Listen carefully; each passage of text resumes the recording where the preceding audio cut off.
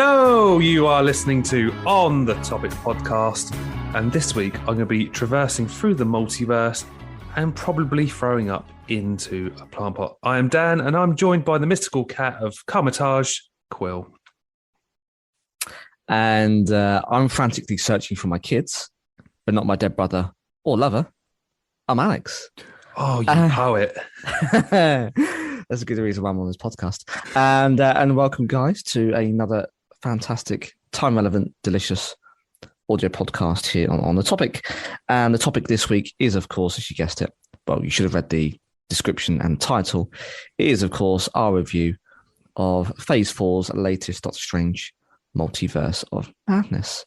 But before we get into our usual breakdown, criticisms, things we loved, and what's next, Dan, how have you been? Not too bad. Not too bad. What have I been up to? Not a great deal on the TV or film side of things. But I tell you what I've been doing a lot of is watching Netflix documentaries. Oh, yeah. All the crime thrillers. There is a great one that I think people should check out. It's called Cocaine Island. Yummy. So basically this guy catches wind that there's cocaine buried on this island. This is all true story, by the way. It's bonkers. And he goes to this island to try and dig it up. And then he can't find it. So he passes on the map to someone who buries it, or what should I say, unburies it and brings it back. But I won't spoil everything for you. Oh. It's a modern day pirate tale from the sounds of it. X marks the spot. But cocaine. More yummy Moorish stuff from the sounds of it. I mean, he's skint as many of us are in this day. And yeah, he thinks getting this cocaine and getting someone to deal it for him is going to rake in the bucks. So good one to dive into. But I've been listening to a lot of music. Oh, yeah. A lot of music. So shout out to Stand Atlantic with their album Fear. Very good. And State Champs Kings of the New Age. They've got a few guest artists on there as well, which are just such a good album. Very poppy. Okay, I was going to say, is it what, pop punk? Yeah. I mean, if people have been listening to us sort of frequently, then they'll know my taste in music. Shout out to Def Havana, who released On the Wire not long after our last episode. A very good single. I recommend everyone listens to that as well. When are we going to get an album? Or was that from the latest album? It comes out 15th of July, Alex. So not long to wait. The future, I think it's the past. The future. No, the present is the foreign land. Something like that. Okay. It's a bit of a mouthful. Hot Milk have just released a single called Teenage Runaways. They've got an EP coming out soon. So again, another good single to check out. And of course, shout out to the Gospel Youth, who released a single a couple of days before we recorded called Over My Head. Lovely stuff. And guys, if you're listening, we want you on air as a guest. So give us a shout. Read your emails. Read your emails, guys. Come on. Yes, please. But that sort of really wraps up for me this week, Alex. And I think we've got 2 trailers which we'll talk about. But what have you been up to? Not an awful lot, Dan, must be said. I'm working my way through Jackass, the latest Jackass on Netflix. Oh, yeah. Fighting the urge to throw up my dinner most evenings because I'm seeing it in sections. It's very good if you grew up with them and if you like idiots doing stupid things. Much the same with the usual goodness. So enjoying. I'm not sure if it's an actual term, enjoying watching Jackass, but it's nostalgic. So I'm enjoying that aspect. Yeah, I remember watching the series on MTV back in the day, 2001, 2002, sort of around that era. I was just about to leave school and all my friends were watching it. I thought I'd dive in. And I think one of the first challenges I ever saw them was drink a shitload of milk. And it's quite a rank challenge, to be honest. I thought, why am I watching this? And I carried on watching, sort of binging it through the evening. Yeah. It doesn't get any better, Dan. I can't. I don't even want to sully our good name by describing one of the opening stunts.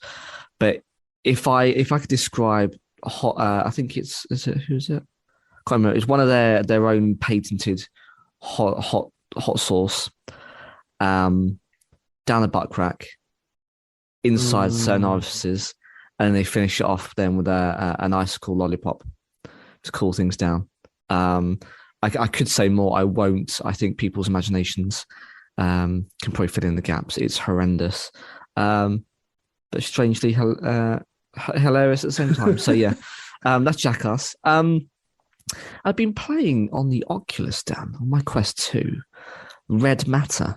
Now, Red Matter is it's a first-person game, and the premise is in the future. It's a different alternate universe, I guess, where there's the Allies and the Soviets, and they've kind of gone off their separate ways.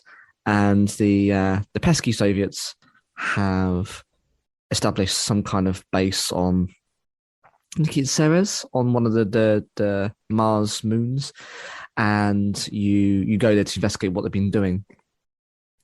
And you find you've lost contact with them. They're in this bunker, and you've got to work your way into and find out why they've locked themselves in there and how to gain access. And it's a little bit spooky.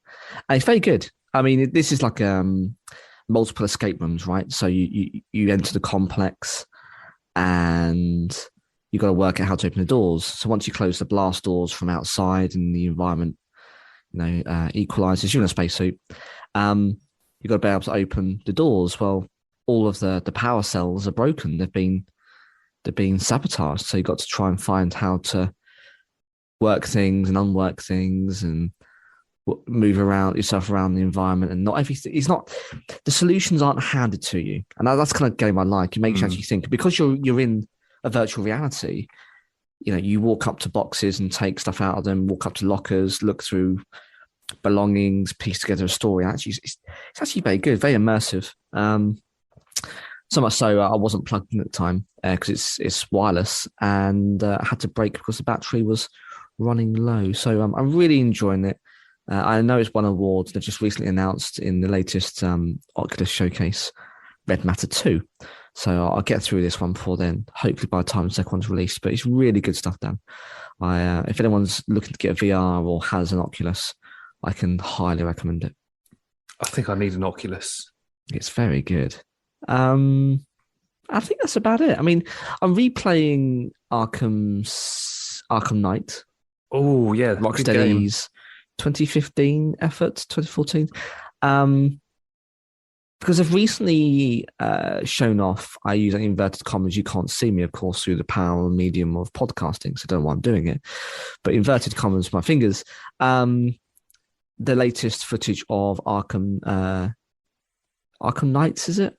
Yeah, it's been scrapped on like Xbox One and PS4. I think it literally is going to be next gen, which is a shame because it was on our most anticipated. I need to put my teeth in. You do in today. Shocking. Well, it's looking a little bit ropey, Dan. They've done 12 to 14 minutes worth of, again, you can't see this, but I'm doing the inverted commas sign. Gameplay footage, and it looks ropey as fuck. And it's got vibes of Avengers, Square Enix's flop, where everyone got stung because they promised something that looked glossy, and actually in reality it looked and played boring and atrocious. This looks and feels a little bit like that. It's got microtransactions, it's got looting, it's got all of it. So I'm worried, and it may be one that I just decide to give a miss, Dan.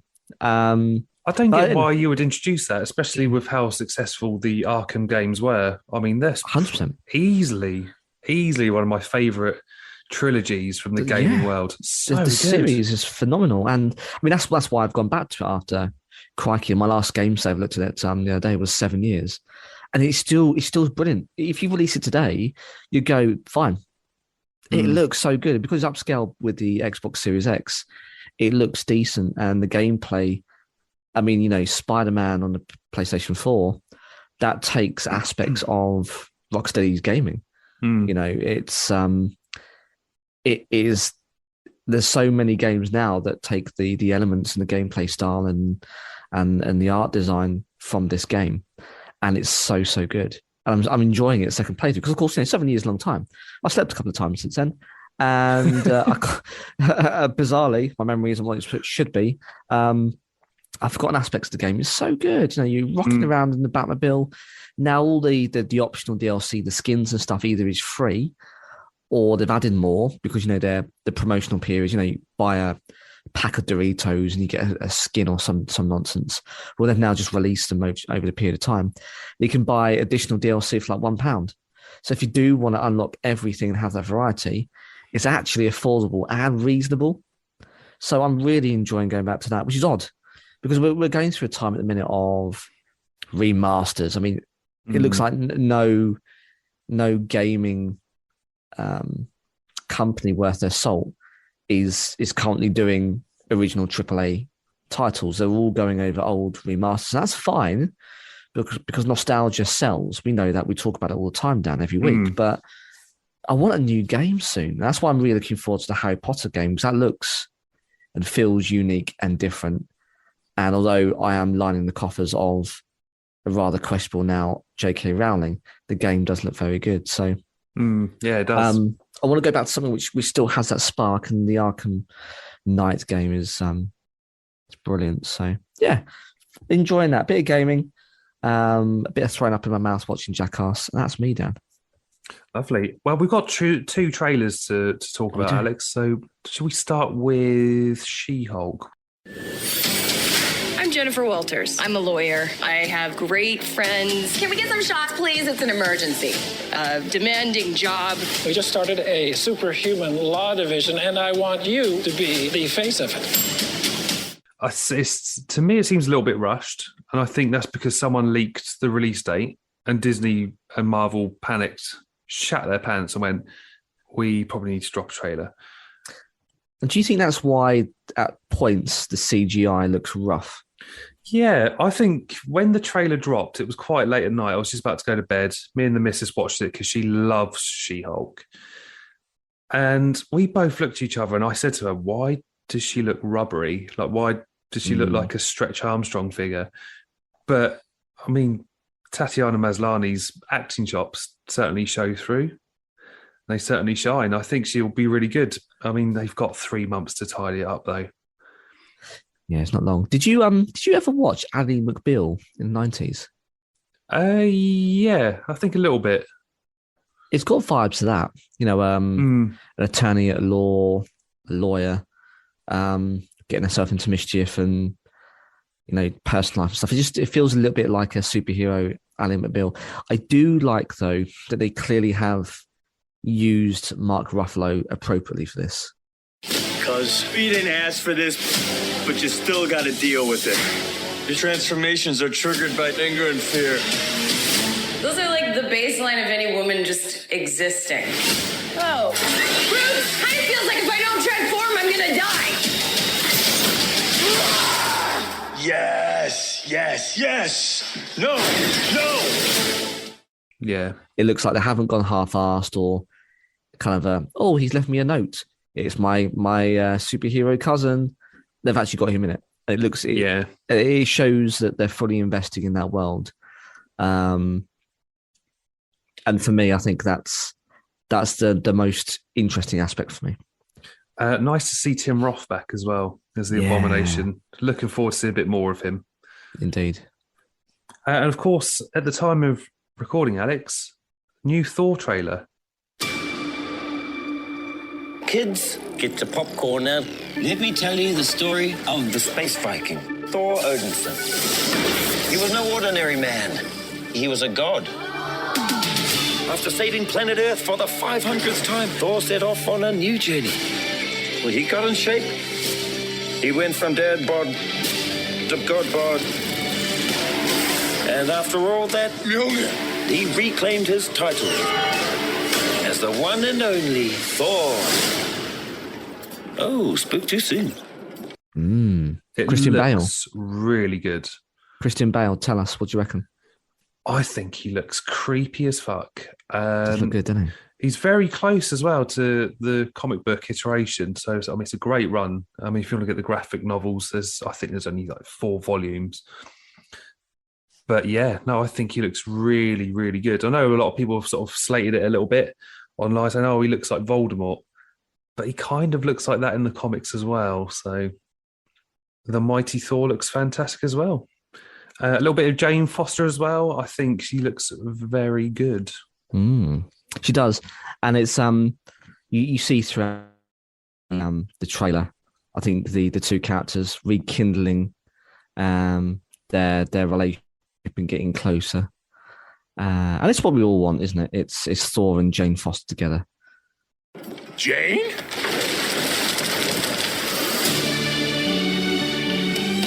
The old ex-girlfriend.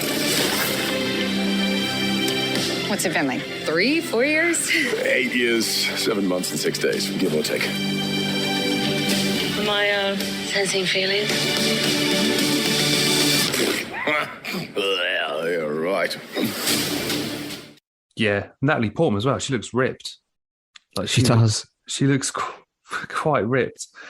Do fear for a bit of Tessa Thompson's Valkyrie. Obviously, we see her taking on Gore the God Butcher. And the last clip as well, that trailer with Russell Crowe, where he flicks Thor's clothes off. I didn't realise that was Russell Crowe, no? Yeah. He looks a little bit different than the Gladiator days. But yeah, I thought I saw still, and I thought, oh yeah, it's old Russell Crowe. Yes, I think it looks like there's going to be the comedic elements. Is it Taika Waititi doing this one again? It is, yeah. Yeah, okay. So that's why it feels tonally like the third outing of Ragnarok. Thor. Yeah. Yeah, it's very interesting. Well, we should probably dive into the Multiverse of Madness. But Yes. first, Alex, we should probably dust off the spoiler klaxon. Oh, yes, we should. I mean, it's from time of recording, it hasn't been out too long. No, it's probably been About a couple of 3.5 weeks. Couple of Yeah. weeks, yeah. Yeah. So if you haven't seen it or you're about to see it, perhaps you don't want to be spoiled, look, pause this episode, go watch it, and then come back, and then you can take part in the conversation. But otherwise, here is the old faithful spoiler klaxon.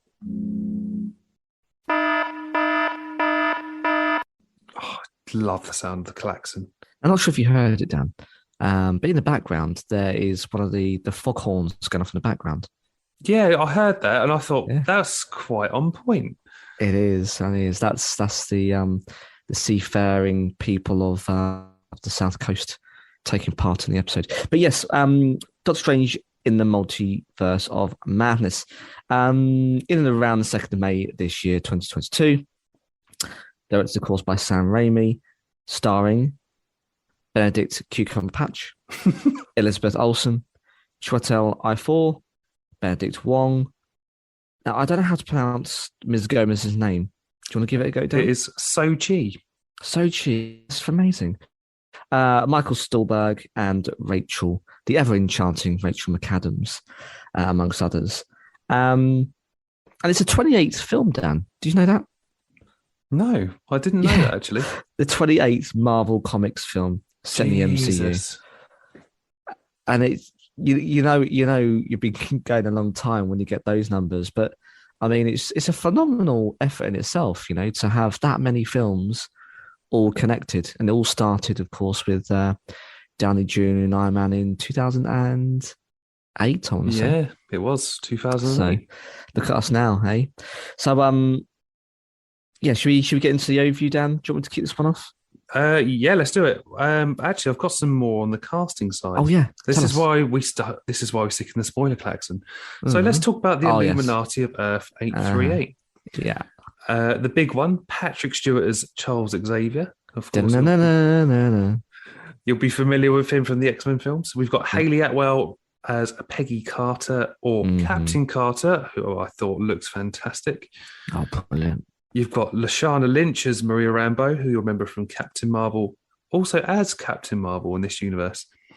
We've got Anson Mount as Blackagar Boltagon, or the Black Bolt. He was in that really shit Inhuman series. I think I watched two episodes and thought it was shite and put it in the bin. And then we've got probably my favourite casting ever in the MCU, John Krasinski as Reed Richards or Mr. Fantastic. Oh, yes. And of course, this film had a budget of $200 million. And at the time of writing my notes, it was at around 552.1 million at the box office. So it's probably made more since. Cha-ching. Yeah. Cha-ching indeed. I suppose we should probably dive into the plot of the film. Aye. So this is all about America Chavez, played by Gomez Dan. A teenager capable of traveling the multiverse, and she's being chased by Wanda. That's the premise. Yeah. So America and a version. I love this. I loved how it started actually with Defender Strange, I think he's being titled, is that right? Yeah. He looked brilliant. I mean, we think it's a dream, but apparently not.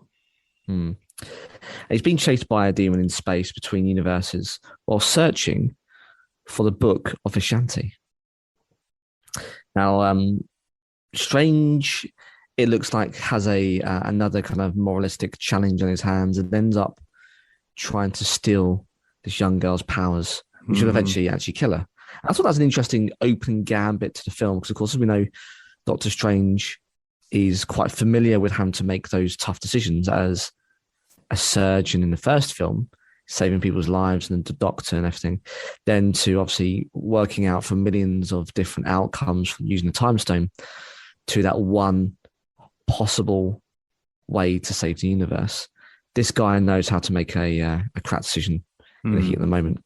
And he decides to try and kill her because if he takes the power from America, he can then save the universe. He dies, he croaks it in quite spectacular fashion. Yeah. And she escapes.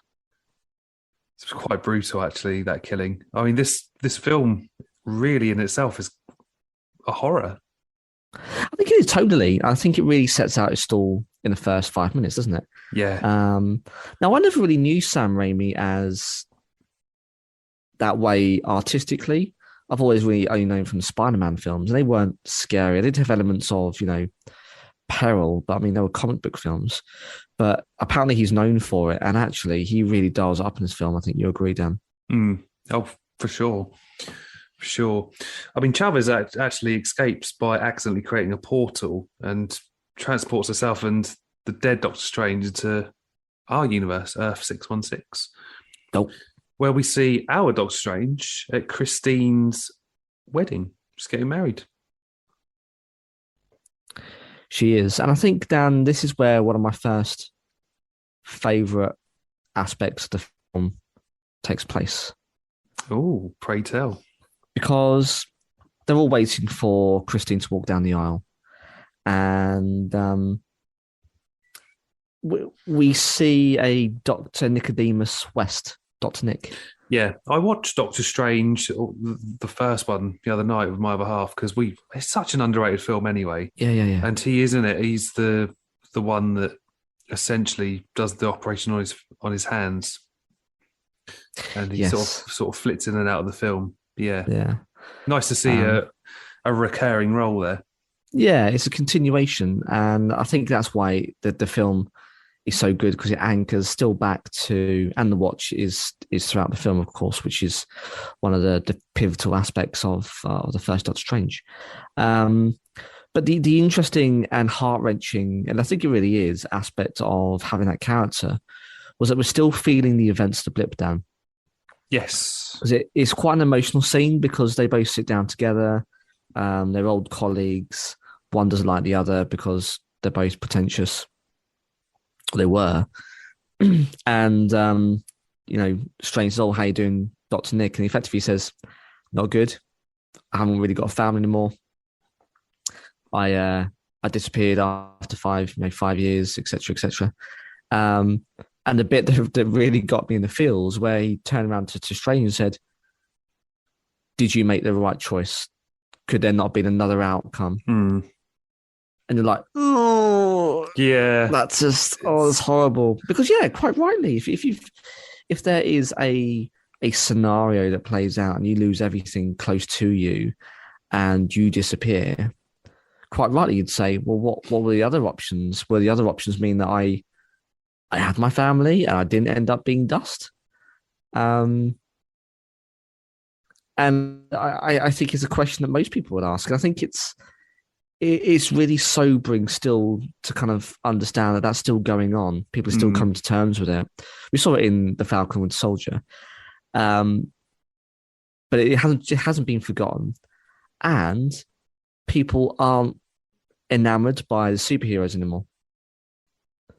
You know, we saw that in Civil War where they're all fearful and they all wanted the Sokovia Accords because these people were dangerous and they were, you know, breaking cities and everything. Well, it seems like that hasn't gone away. And actually, whilst everyone is in awe of Doctor Strange, they also think, well, did he choose the right outcome for me? I think that's such a human way of looking at things. Don't you think? Like, I'd just think, well, hang on a minute. Like, if he just chose a different outcome, could I be a millionaire today? Yeah. You know, like his choice and his decision single-handedly changed the outcome of the whole universe. I mean, we all have those moments, right, as humans, where you think, wonder what would my life be like now if I'd done something differently. Yeah. I mean, we know that there was only one scenario out of, I can't remember what he said it was, 14 million and two or whatever it was. And that was the only way he could do it. But it's... I think he actually responds saying this was the only way. Yeah. I don't know. I thought it was rather sobering. And I think it was just a really good reminder of the sacrifice that everyone went through and the burden is on his shoulders. Yeah. Oh, for sure. And I thought that was a great scene. And it was bittersweet, of course, because in the first film, it was his love interest. And obviously then she's gone her separate ways. And that character of Dr. Nick just was a nice, gentle reminder of what had come to pass. Yeah, he asks Strange as well if he's happy. And we don't really sort of get that answer until later on. No. So it sort of leaves you sort of hanging on there, I guess. It does. But of course, that wedding is interrupted by Chavez fighting what looks like an invisible creature, but it turns out to be the Octopus Demon. Yes. I can't remember what it's called now. Big one-eyed thing, lots of tentacles. And of course, he's got to grab the cloak and off he goes into battle. And of course, with the help of Wong, who arrives a bit later on. Do enjoy a bit of Wong. His humour's fantastic. I think he's effectively the Phase 4 character. Don't you think? He's in near enough in everything. Yeah, he's been in Shang-Chi. Yes. With the Abomination, who's going to be in She-Hulk. He was in Spider-Man. And he's been in this. Yes. That odd-looking thing. Shumagorath. That's it. Shumagorath. Anyway, yes. So Shumagorath is chasing this poor young lady around the streets of Earth 616. Yeah. In New York. And he's saving the day with Wong. It's quite a gritty end for how do you pronounce the name? Shumagoth, is it? Shumagorath. Shumagorath. Yeah. Gets impaled in his big eye. It's just it's gross, grim. It? I mean, there's lots of elements of that in the film. Like sort of throughout, it's quite. It's still a PG-12 though, or PG-13. I forget which one it is. PG-13. I mean, I don't even know what the ratings are anymore. I don't know. I remember as a kid, it was PG, 12, 15, 18. Yeah, but I came at the moment the credits started rolling. I was like, that's an ultra-violent film. Yeah. Okay, stronger terms. Not ultra-violent, but it's violent and it's quite gory. It's the most goriest MCU film yet. It isn't for the faint-hearted. I mean, it's not covered in blood and guts or anything like that. It's just, like, so violent and at times just a bit horrific. Yeah. But I mean, we'll sort of touch on those as we sort of go through the film. Now, of course, they head off to a cafe. They sit down, and Chavez explains that she's being hunted through the multiverse by demons. So, of course, Strange recognises the witchcraft runes on the demon.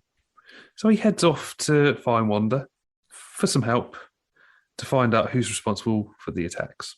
And it's what we see in the trailers, and we assume, of course, they're very good at doing misdirection, Marvel, and we assume that he's there and he's going to have his superhero buddy to give him a helping hand.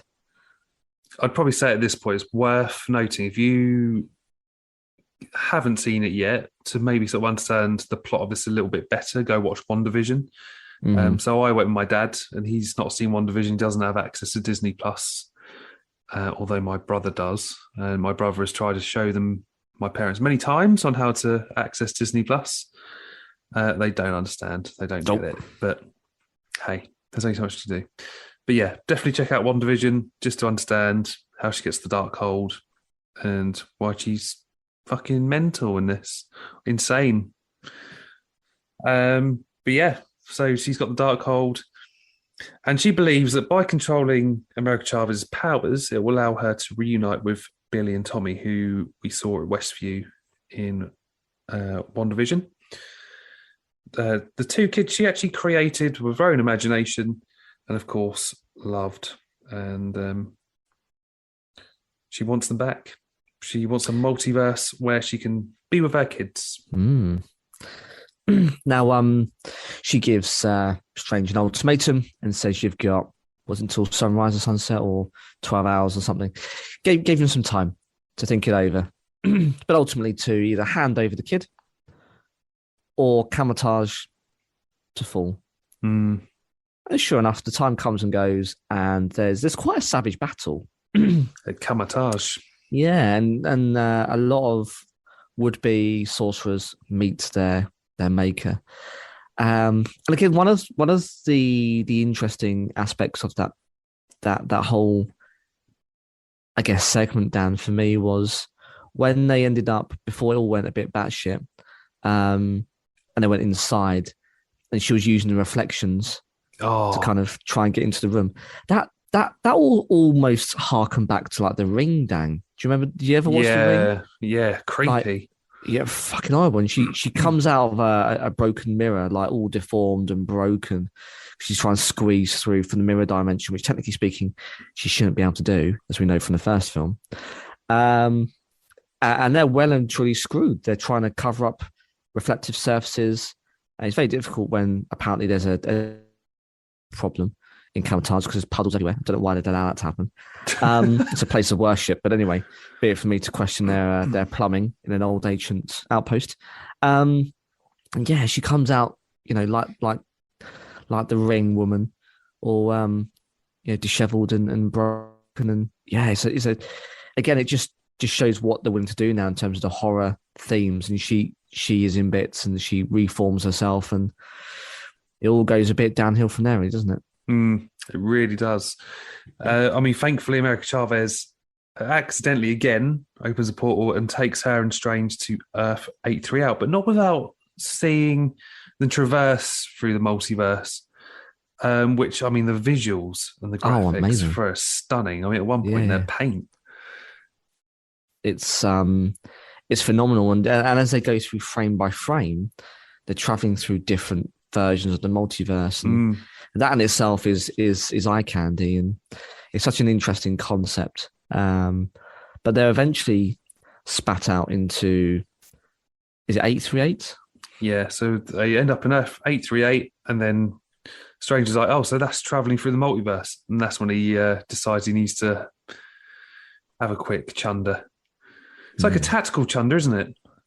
It is. Sometimes, on a night out, I've only done it once, I think, Dan.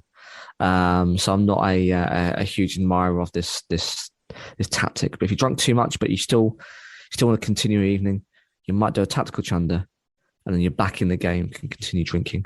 Never done it. No. Can't bring myself to do it.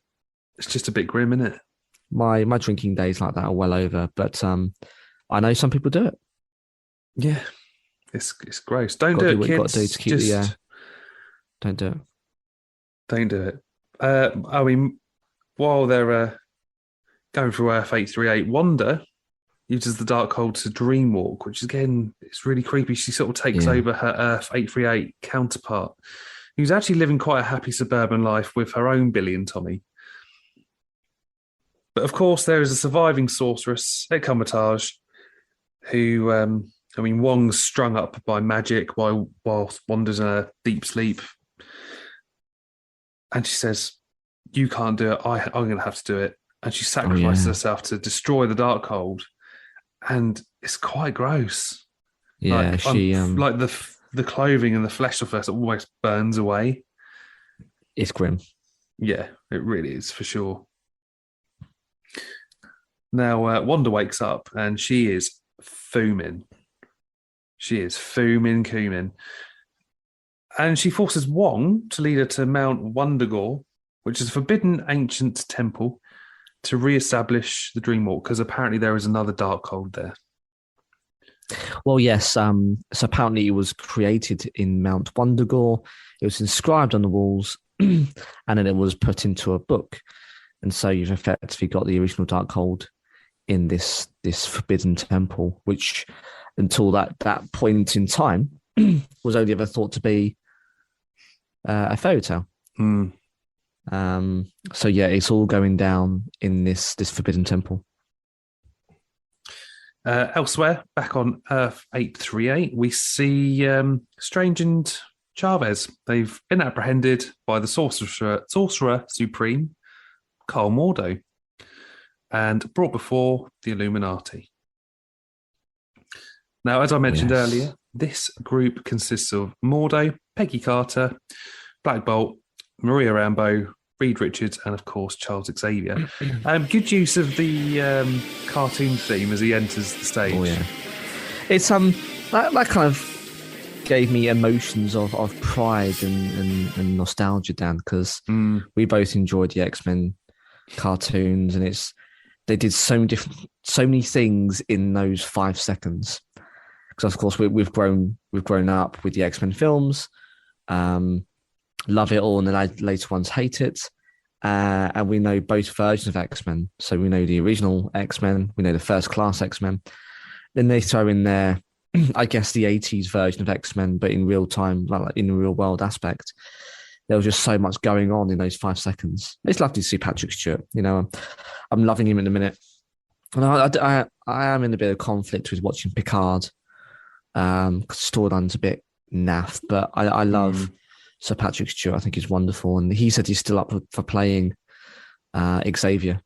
And it's a wonderful scene. It really, really is. I agree. So they explained to Strange that through reckless use of their universe's Darkhold in an attempt to defeat Thanos, Earth's 838 Strange triggered a universe-destroying incursion, which doesn't sound too good.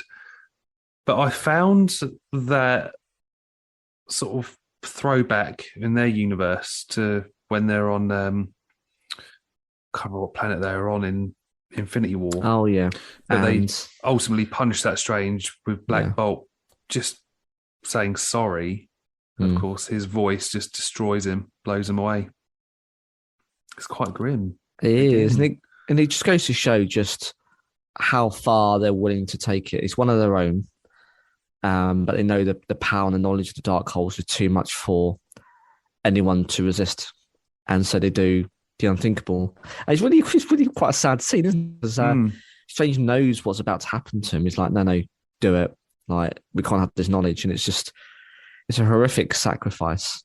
Titan, isn't it? Yes, that's it. Titan. And yeah, it's a horrendous scene. But again, it just goes to show just how willing they are to keep their universe safe. Yeah. And I think, Dan, just on the Illuminati, I mean, we all knew it was going to be them in the trailers, but we didn't realize, of course, John Krasinski, which I think is a wonderful nod to the fans, because the fans have been petitioning this. We talked about this before for so long, and it's wonderful to see him in it. And I lost my mind when I saw him because I never saw it coming. Obviously, we knew about Patrick Stewart. We saw by the second trailer the back of Peggy with the shield, harkening back to What If, which was lovely. I'm all for that. What I wasn't all for, though, I could have really done without, was Maria Rambeau. Yeah, Lashana Lynch.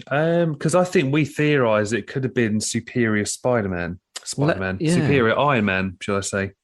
Everyone wanted Tom Cruise, and no offense to Lashana Lynch, but we couldn't give a fuck about her. You know what I mean? Like, no one cared about that character.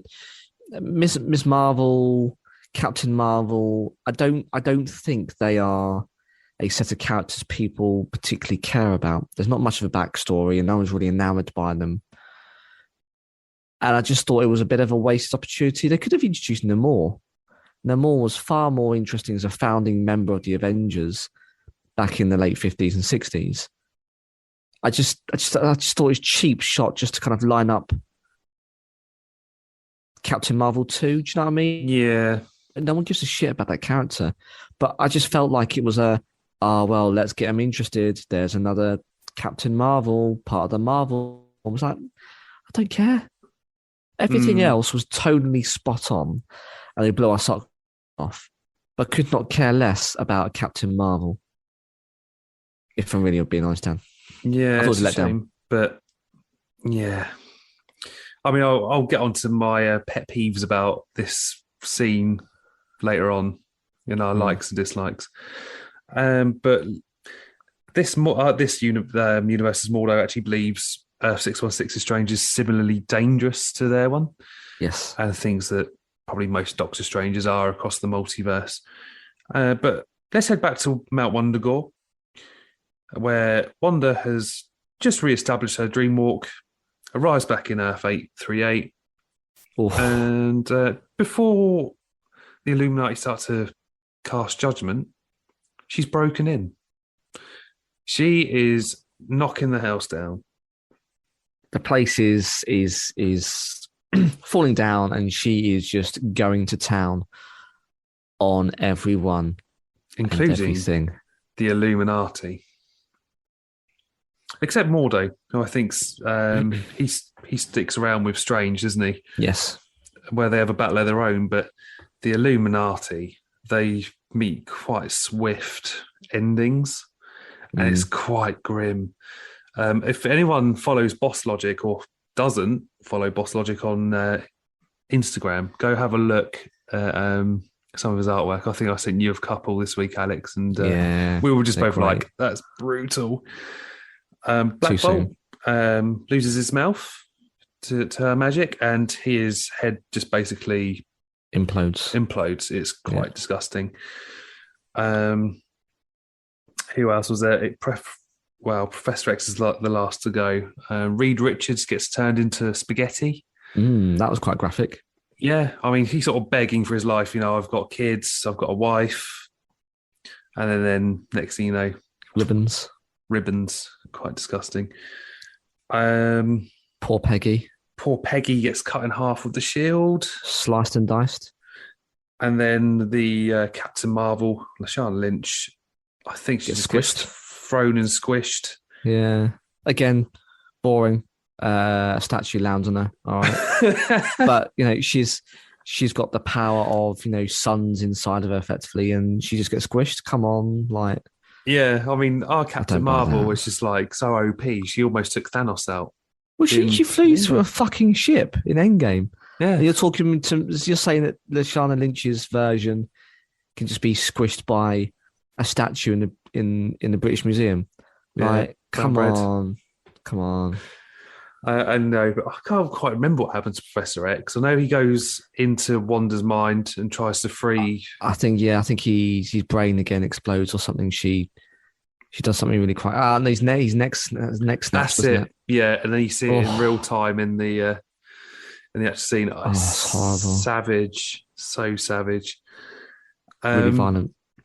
So I mean, Strange elsewhere subdues Mordo after a quick battle. Quite a good battle scene, actually, to escape, because it's in quite a narrow, like a little trench, I guess, is the best way to put it. And he gets out and he flees with Chavez, along with Earth 838's counterpart of Strange's ex-fiancée, Christine Palmer, who's actually a scientist working with the Illuminati, who are now dead. Yep. Strange, Chavez, and Palmer enter the space between universes to find the Book of Vishanti, which is the antithesis to the Darkhold. So when there is dark, there is light. But of course, Wanda appears, and through battling, she destroys it. Yep. That's it. All hope, as we know it, is gone. Not good. Now, Wanda takes over Chavez's mind, using her powers to send the others to an incursion-destroyed universe. Back in Earth 616, Wanda begins the spell to take Chavez's power. So here we go again. We've come full circle, except it's Wanda finally trying to drain this poor kid's powers. Yep. Not good. This was quite an interesting scene for me, Alex. So he goes into... this universe is just obliterated. There's half the Chrysler floating through, and he rocks off at the Sanctum Sanctorum and meets the darker version of himself, which I thought was going to be the Strange taken from What If, but I don't think it is. I don't think it is, just because the events of that and what he's seen. I thought that's what it was in the trailer, but I think this is just another sad version of Strange. Yeah, he's not in his good place either. He's sporting a third eye, which is never a good look, really. No, apparently you've been using the Darkhold in this universe. It's going to do it to you. It will. Great fight scene as well between Strange and let's just call him the Dark Strange. Yeah, good use of music for. I was going to say, the musical notes and obviously clearly using a very talented orchestra. I mean, it's just using music in that fashion and visually and so good. I've forgotten about that actually, Dan. Really good fight scenes. Good shout. In my notes, I actually put "Take a Bow," Michael Giacchino. So I did my notes literally the day after I'd seen it at the cinema with my dad, and so these notes were quite fresh off the old block, shall I say, of my brain, straight onto the page. Now, Strange gets hold of the Darkhold. Am I right? Yes, he gets hold of this universe's Darkhold, doesn't he? He does, yeah. And he uses it to dreamwalk into the corpse, the dead Doctor Strange, which came through with Chavez at the beginning of the film. It's quite gnarly. And of course, these weird spirits start to try and attack him, but he uses his magic to take control.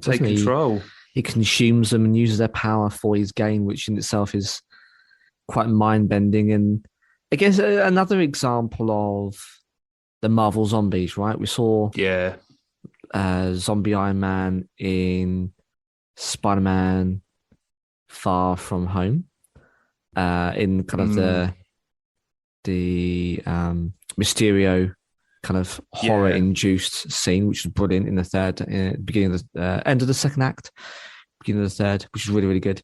Of course, we've seen this now, so I've never really got on board with the whole Marvel zombies, but I can see they're probably going to end up doing some kind of spin-off or something or other. Or maybe they don't, but this is enough just to placate some fans of the comic run. But yeah, it was an interesting way of Strange taking control of Strange. Wong survives his fall from Mount Wundagore. What a legend. He turns up, sees Zombie Strange just doing his thing, and it's great. It's like, Strange! So happy to see him, and then he sort of looks and goes, yeah, do you know what? I don't want to know. Strange sort of looks and don't ask. Just get on with saving Chavez, and encourage Chavez to use her abilities to get Wanda out of here, basically. Yeah. So Chavez actually transports Maximoff back to Earth 838, where she sees Billy and Tommy, both recoiling in fear and worrying about their real mother, or this Earth's Wanda. That it's quite an uncomfortable watch. Yeah, because she realizes she has become this monster, and the children that she was searching for don't want her, or don't want that version of her. And actually, she was trying to do something, but ends up becoming the one thing that she thought she wouldn't. And again, that's just the power of the Darkhold. It's obviously twisted and made her a version of herself that she didn't recognize, and the children showed her. But it's enough to make her return to what she was before, Dan. And she goes back to Mount Wundagore and brings that whole place down upon her head, thus destroying any record in at least this universe of the Darkhold. But is she brown bread, Dan? I don't think so. No, I think sort of judging by what Elizabeth Olsen was saying, it sounds like she could return. I mean, she's too powerful. We talked about the Captain Marvel and Earth 838 just being squished. I mean, if this Wanda's as powerful as she makes out to be, I don't think she is. I think she'll probably pop up again later. At this point, Dan, I think she's probably the most powerful person in the MCU we come across.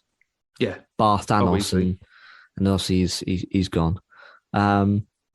I think if she went toe-to-toe with Thor, it'd be game over for Thor. I don't think anyone can rival her. I think that's probably where they're at because of what she's done in the film.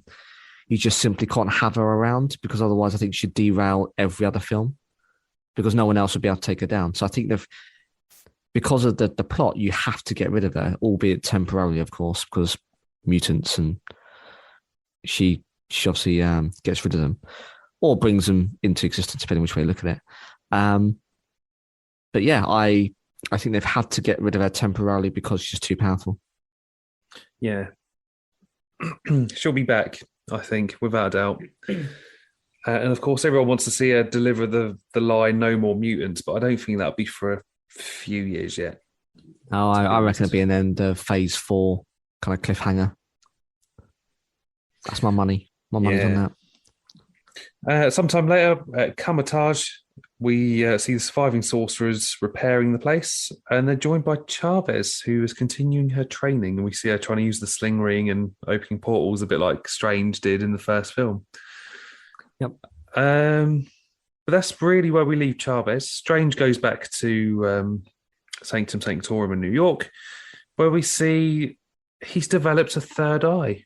And I mean that in the nicest way possible, not a euphemism. No. He has a third eye on his forehead. Yeah. Run credits. That is the end of the film. Pretty much. And then we get the mid-credits scene, which is probably the only one worth staying for, where we see Strange being approached by a sorceress. Now, this is Clea, who is portrayed by Charlize Theron, who looked fantastic in her makeup, who warns him that his actions have triggered an incursion, which he has to help fix. So this is where we leave Strange. He follows her into the dark dimension. If anyone's unfamiliar with Clea, anyone that isn't a comic book fan, Clea actually ends up being Doctor Strange's love interest, and I think later on wife. So we could possibly see romance blossoming in the third Doctor Strange, if there is one. All we know is that he's going to return. Final credit scene, not worth staying for, in my opinion. What was it? I didn't stay around for it. Oh, did you not stay for it? No. In Earth 838, he makes that guy start punching himself. Stuff. I've heard of this. At the end, it stops and he goes, "That's it. It's over." And that's it. Just rubbish, really. But hey, pointless. It's a bit like the Captain America one in Spider-Man Homecoming. Quite funny, but equally... Oh, right, yeah. Not enough to get excited about. No. Well, that's that. I've got some reviews from Rotten Tomatoes, Alex, as per OTT reviews. Mm-hmm. So Rotten Tomatoes gave it 74%. They did. And they said, Doctor Strange in the Multiverse of Madness labours under the weight of the sprawling MCU, but Sam Raimi's distinctive direction casts an entertaining spell. Overall, from the audience, it's got 87%. It did. Doctor Strange in the Multiverse of Madness delivers all the action and visual excitement you want in a Marvel movie, while taking the franchise in a much darker direction, which I think is very fair. Yeah. But before we sort of give our overall thoughts, Alex, what were your likes and dislikes? I think I've talked about them most, really. I talked about Dr. Nicodemus West, talked about the Illuminati. Yeah. John Krasinski specifically. I think he was just perfect and he delivered his lines as we'd all expect and dreamt. Captain Carter was phenomenal. Nod to What If. Looked on point, and actually I'd much prefer to see a Captain Carter film, if I'm really being honest. I'm all for it. I love the What If episode 1. I think it'd be bloody brilliant, so why not?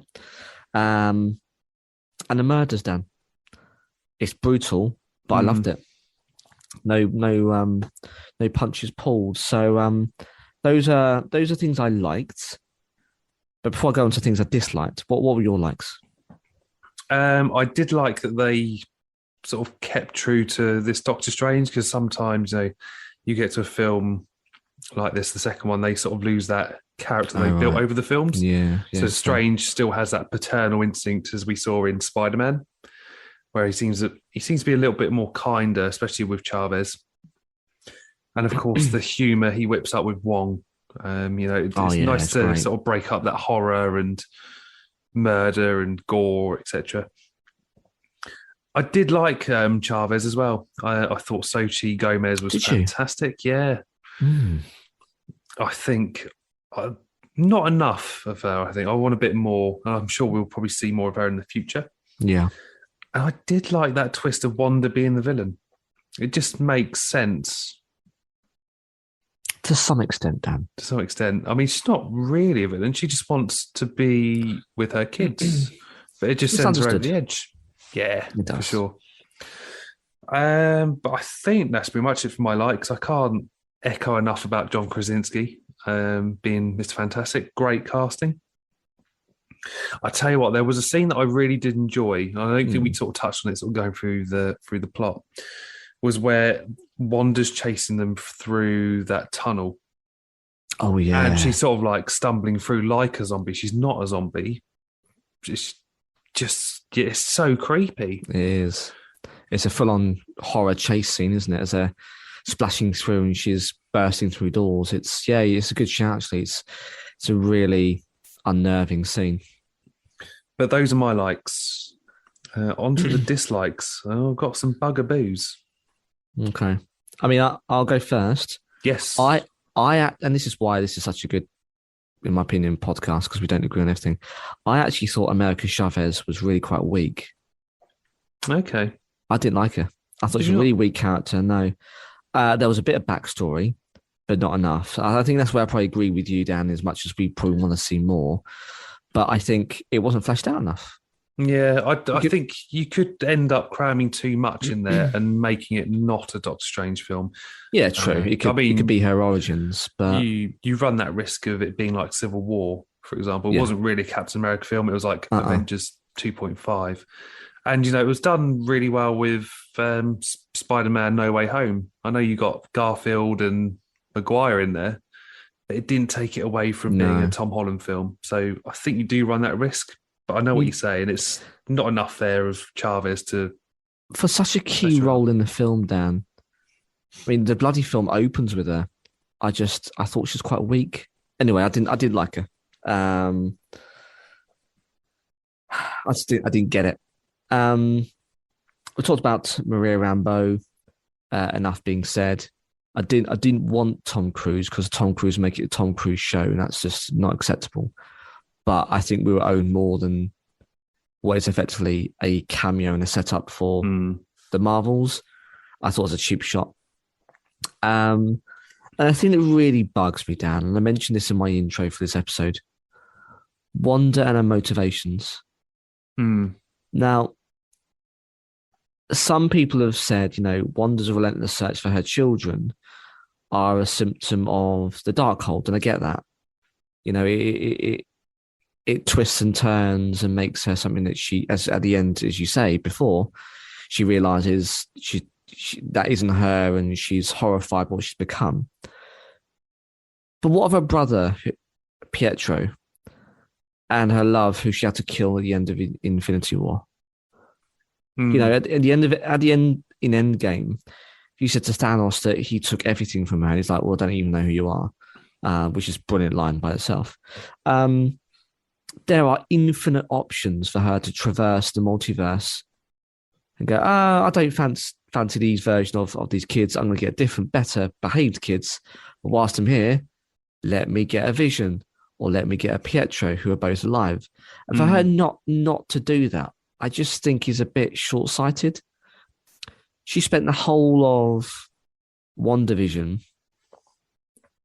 creating a version of her dead lover. Would she not want a living one from a different multiverse? Would she not want? True. Would she not want her brother, who she grew up with? They were tested on by Hydra, and she saw die in the events of Infinity War and Sokovia. Would she not grab a version of him and go, fuck it, I can have it all. I can have it all back. But she doesn't. She just fixates on going through the earth and creeping on these poor bastards in 838, watching them, which is weird in itself.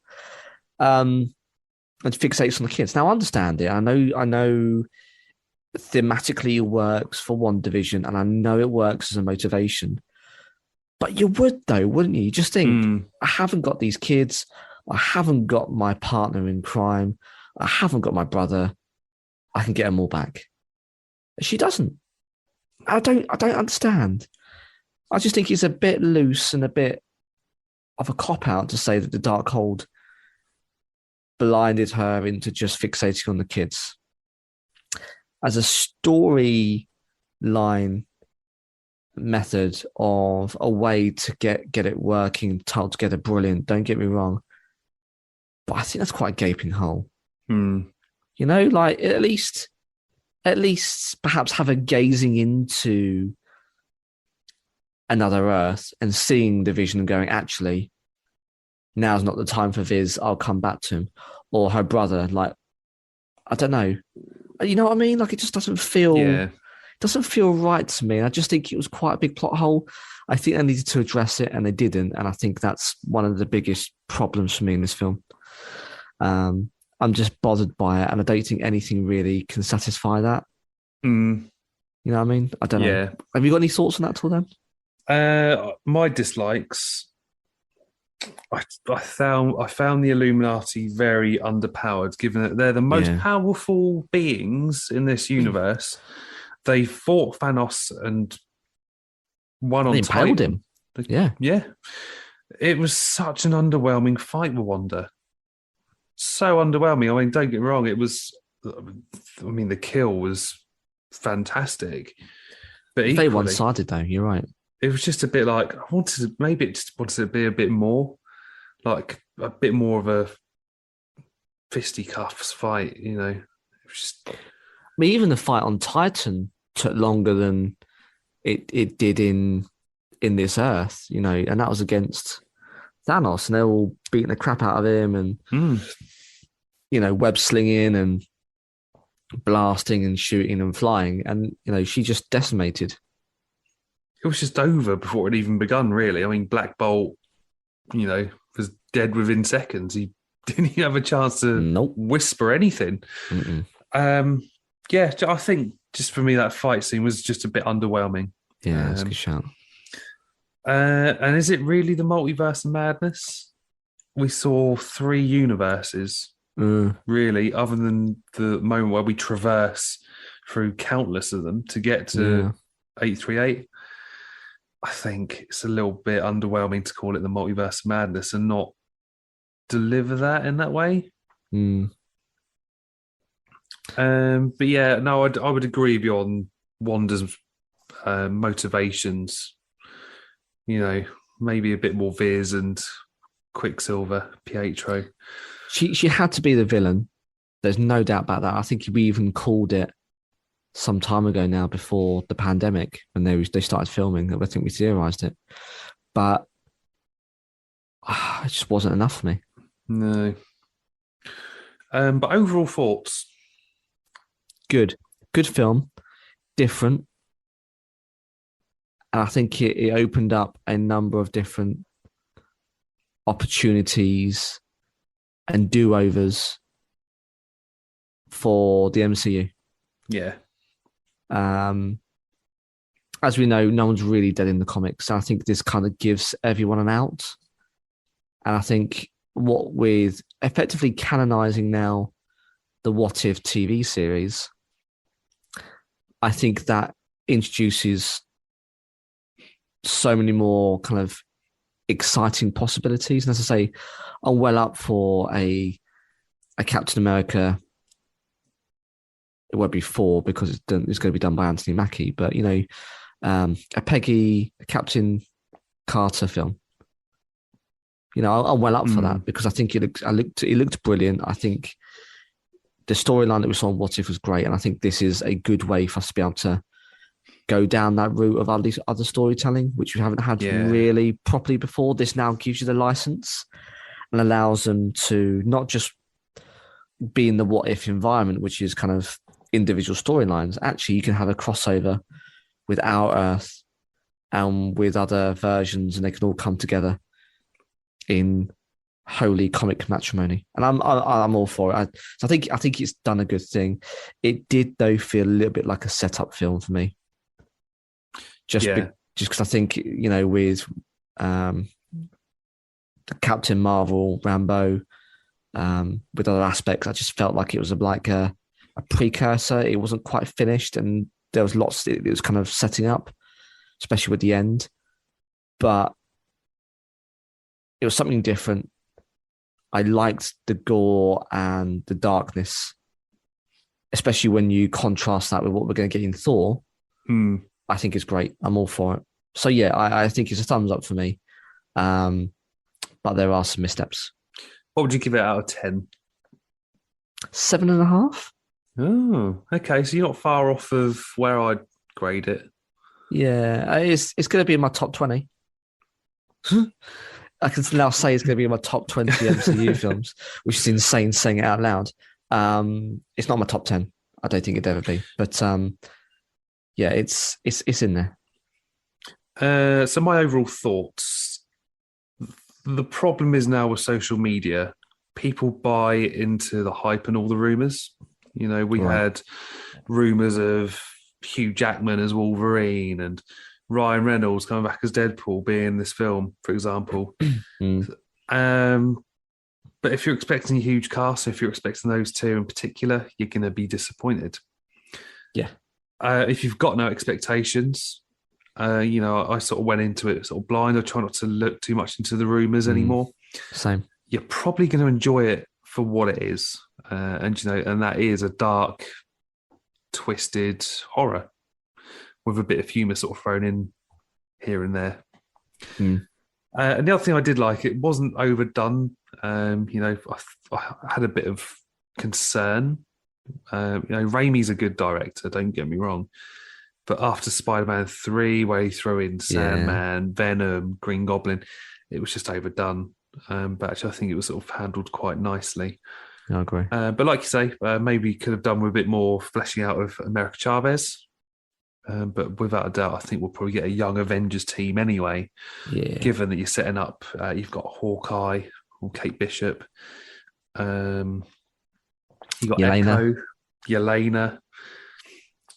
So it's all there. It depends what step they decide to take. I mean, you could also have the Dark Avengers, which I think we've talked about, where you've got US Agent. Again, Yelena could fit into there because of, I've forgotten her name now, who we saw in Falcon and Winter Soldier and in the cutscene of Black Widow. So yeah, we'll see what happens. I think the MCU is so vast now. There's a lot going on. So you'll have all the series and all the films coming out. It's like where they tie it all back in again. I mean, this isn't like phase 1, phase 2, and phase 3, where it was sort of like Yeah, it's quite clearly where they're going. Yeah. Whereas now it's like it's branched out so vastly. It's like, oh, I wonder where they're going with this. But I suppose that's a concern for another day. This is more about the multiverse. Yeah. I'd give it a 7 out of 10. Okay. So we're not far off our evaluations, but some of our listeners have come back to us with some feedback. And I think we got a voice note as well, didn't we, Alex? We did. Marvellous. Right, let's do the social media comments first. Let's do it. First up, we've got Brad.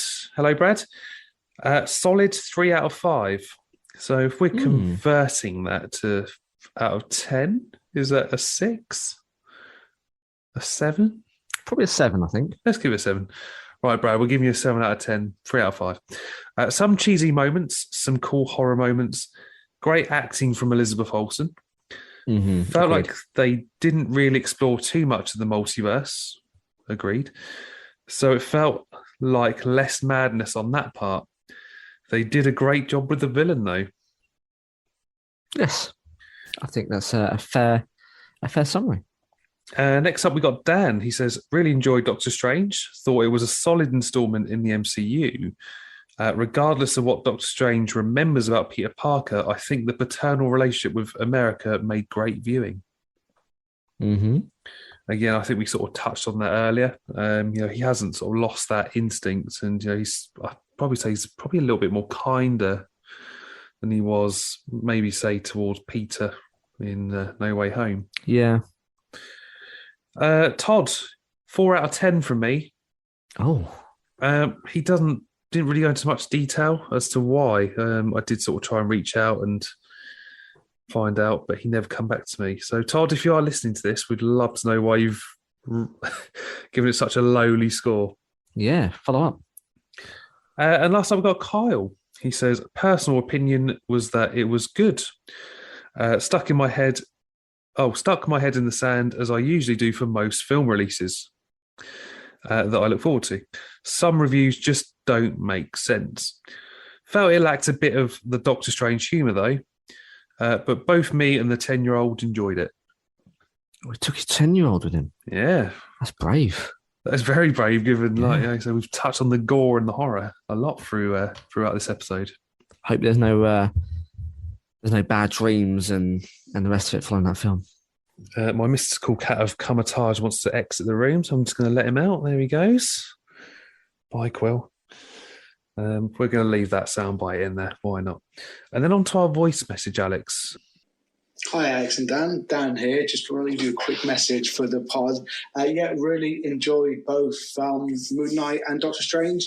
I think they were, me, a bit of a Marvel nerd, so I loved the movies. I thought they were both really, really well done. I think it gives us a lot of really interesting insights into where the MCU is going.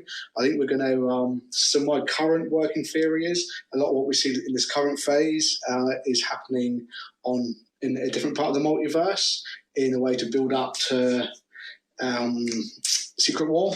I think characters like the Eternals, like Moon Knight, possibly even the new Black Panther will be part of whatever incursion event's going to come up, which is this is all building for. I think we need both characters we're going to be familiar with, your Doctor Strange, your Wanders, your Visions on one side, and then all these new characters on the other side.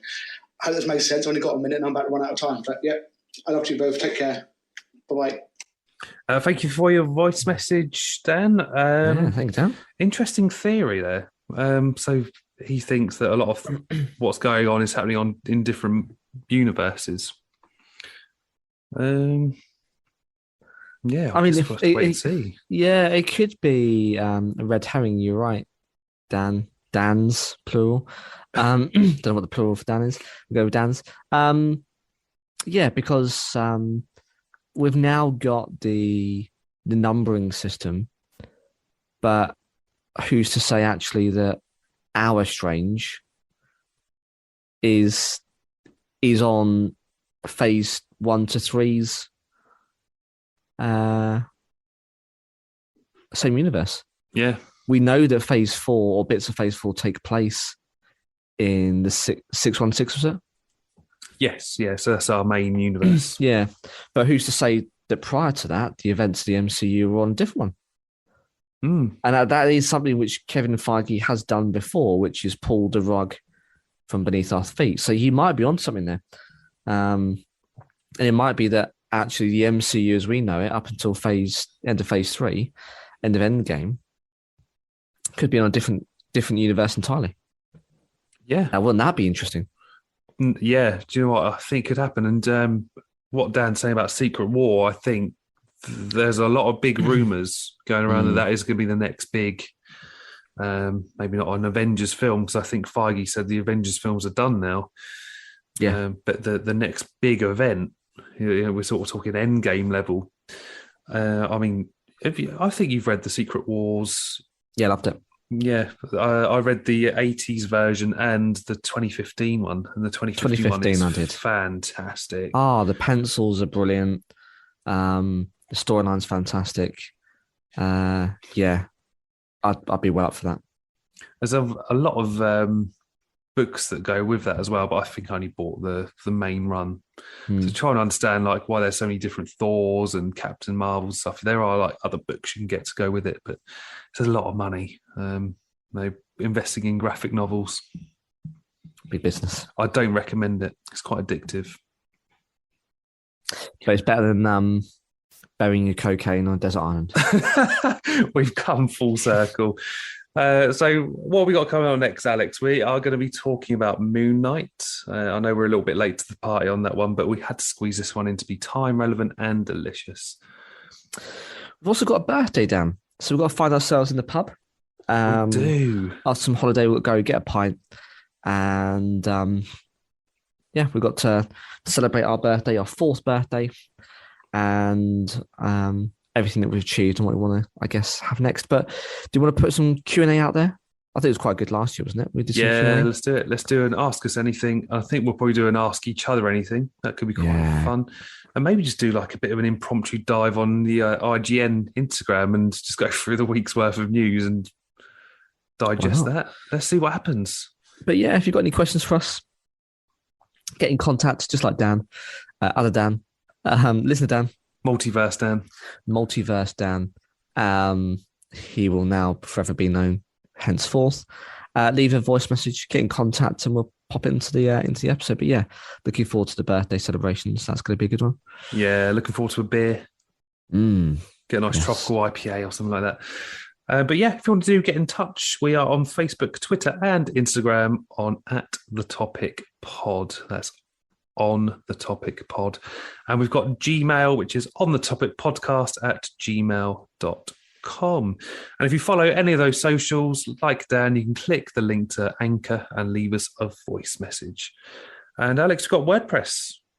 We do. Our website, all we've got to do is go on the Topic Podcast, all lowercase, all one word, .wordpress.com. And on there is our ugly mugs. We've got our bios. We've got our affiliate website with Morbid and Mundane, who provides some very lovely threads and tees. So go have a look at Joey's artwork and Etsy account. It's lovely. And we've got all of our back catalogue. So all the way back from our earlier days of the weekly roundup, you can stream, download, and listen to all of our podcast episodes for the last 4 years, which is a lovely thing to say out loud now. And doesn't time fly, Dan? It does. So you can listen to everything if you don't have a particular platform of preference. But otherwise, yeah, it's a lovely website. Go give it a visit and go give us a listen. Indeed. And, as Alex mentioned, go check out More Mundane and get yourself some tasty, time-relevant, delicious. Not really time-relevant and delicious, but they are delicious. They are. T-shirts and hoodies and whatnot. Beanies are nice as well, actually. I know it's not seasonal. Time of recording, we are now well our way into summer, but the beanies are delish. They really are. So go give them a look. We've had some glorious weather on the South Coast actually recently. I've had a wild thunderstorm the other night where there was no thunder. It was just pure lightning. And it's great though, wasn't it? Before we sort of disappear, I've got a little story which I'll share about my cat, who's an idiot. So I left the spare bedroom window open by accident. It was quite hot, as I say. It was. And he decided that he was going to run out onto the kitchen roof. So it's slightly lower than the rest of the house. So our kitchen's almost like an extension to the house. And he got stuck. So me and the missus ran outside, lightning flashing all around us, and we're trying to entice him down with treats. Now, I couldn't get him down, but the missus did. So she is the real hero of this story. Yeah. Yeah. So, top tip, if you're keeping your cat indoors during a thunderstorm, do not leave any windows wide enough open for them to escape. And that wraps up for another week. I'm off to be turned into some spaghetti. I'm Dan. And I am outside on the kitchen roof to be teased down with some treats. I'm Alex. Amazing. And we'll see you next time.